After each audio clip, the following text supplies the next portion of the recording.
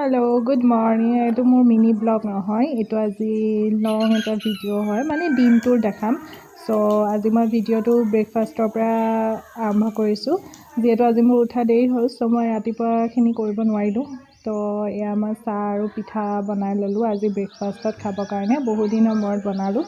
তো আজি বতৰটো ঠাণ্ডা আছিলে সো সেইকাৰণে আজি লেটকৈ উঠা হ'ল আৰু কেতিয়াবা দেৰিকৈ উঠিব লাগে তেতিয়া অলপমান শুবও লাগে বডি ৰেষ্ট কৰিব লাগে সো মই আজি সেই বতৰ ঠাণ্ডা দেখি ৱেডাৰটো হেৰি কৰা দেখি মই লেট উঠিলোঁ ব্ৰেকফাষ্ট কৰি মেলি মই লাঞ্চ বনাব আহিলোঁ আজি যিহেতু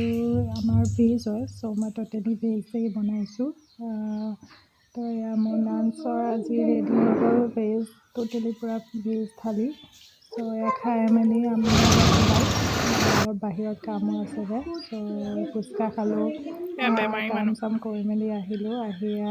মাহীয়েক আৰু ভাগিনীকে খেলি আছে ধুনীয়াকৈ